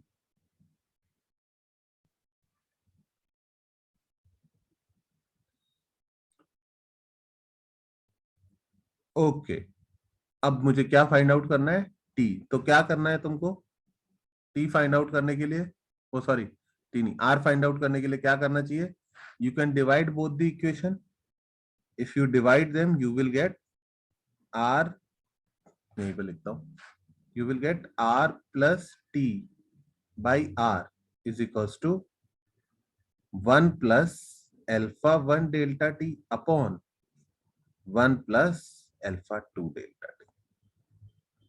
Okay, and then you can solve it a bit. 1 plus t by r लिख लो इसको, 1 को उधर भेज दो, तो यहाँ पर जगह नहीं है, इधर करता हूँ सॉल्व, 1 को दूसरी तरफ भेज दो, you will have t by r is equals to 1 plus alpha 1 delta t minus 1 minus alpha 2 delta t divided by Sir? 1 plus alpha 2 delta t. हाँ बोलो. तो t सर की वैल्यू, हाँ हाँ बोलो, आवाज आ रही है. सर वो दिखने लगा। क्या नहीं दिख रहा? अच्छा सर अभी दिख रहा है। अब आवाज नहीं आ रही तुम्हारी. टाइप कर दो क्या बोल रहे हो, मैं चैट खोल रहा हूँ.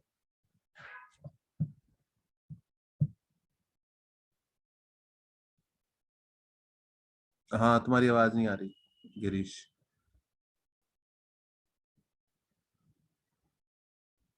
ठीक, अच्छा, तो ये आई क्या, रेडियस की value in terms of T alpha 1 and alpha 2. ठीक है,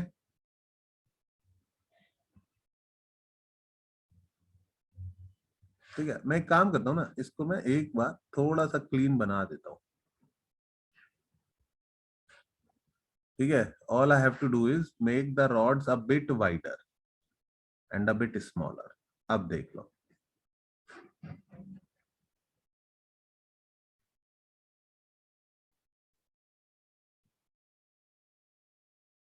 तो इस केस में हम कौन सी रेडियस निकाल रहे हैं, इनर रॉड की रेडियस निकाल रहे हैं.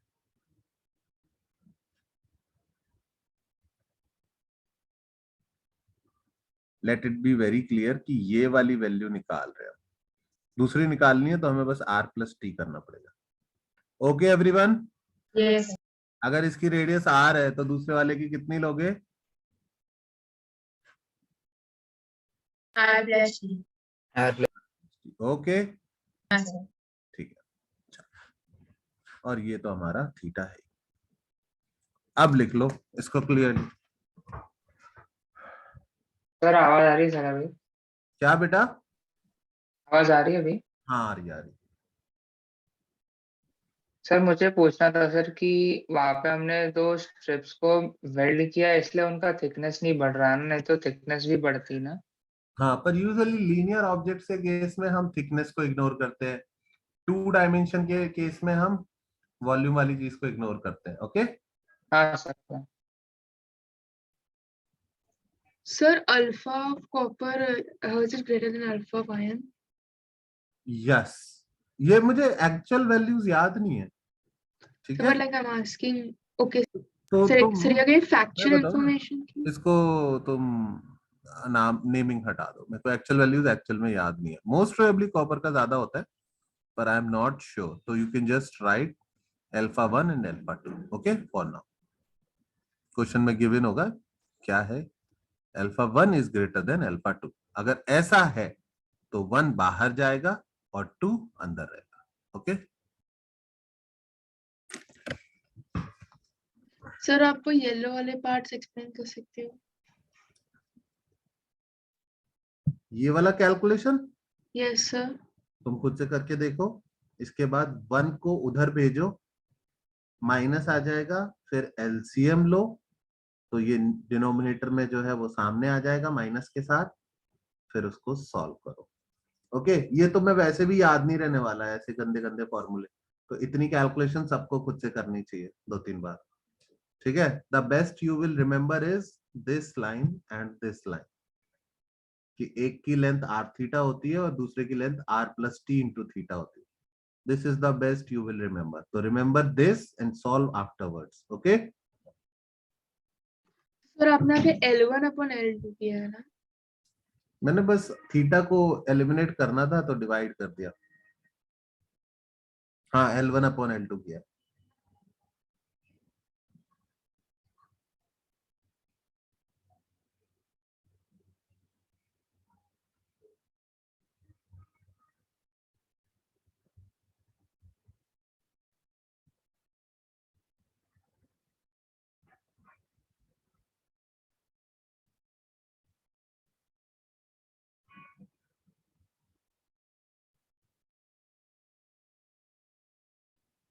सर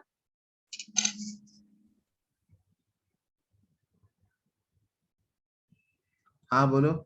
हम लोग ऐसे ही जनरलाइज कर सकते हैं क्या कि दोनों जो रेडियसेस रहेंगे अगर वेल्डिंग कंडीशन होंगे उनका बीच में जो डिफरेंस रहेगा वो हमेशा थिकनेस के इक्वल रहेगा। फिर से बोलो। सर अगर कभी वेल्डिंग कंडीशन होंगे तो दोनों की जो रेडियस का बीच में डिस्टेंस रहेगा वो हमेशा उसके थिकनेस के इक्वल रहेगा। ये मैं बस देख के लिख रहा हूँ प्रॉपर सिंपल मैथ से। सर पर ये हमेशा होगा कंपलसरी है क्या? नहीं जरूरी नहीं है, एक की थिकनेस टी दूसरे की 2t दे दी तो कुछ और बन जाएगी, अच्छा हाँ सर। है ना। हाँ सर।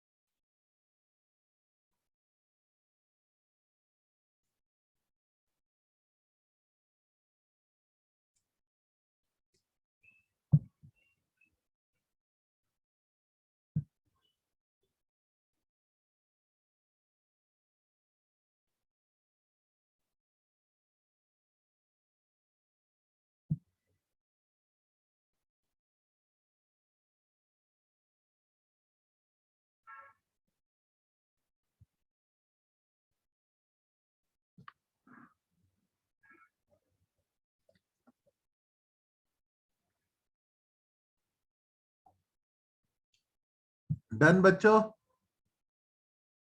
Yes sir. आज के लिए इतना काफी है। हमने R निकाल दिया, अब तुम उस R को वापस यहाँ पुट करके थीटा निकाल पाओगे?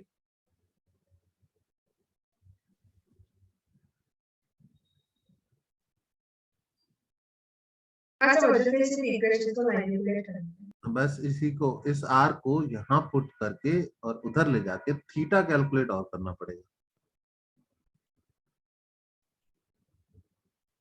ठीक है, करके देखूं मैं। एक ये स्टेप और लिख लो, you can use this R to calculate theta, जो कि मेरे हिसाब से आएगा del net upon 1 plus alpha 2 delta T upon T. तो ये तो कट जाएगा, तो बचेगा एल नॉट बाई टी और ऊपर आ जाएगा alpha 1 minus alpha 2 into delta T. जरा चेक कर लेना, मेरे हिसाब से यही आ रहा है। ठीक है, वंस अगेन ये कोई याद करने वाले फॉर्मूले नहीं है, all you have to do is do it yourself. ठीक है, DIY। ओके, तो both of the two you have to learn how to prove, otherwise you are going to miss on this. ठीक है।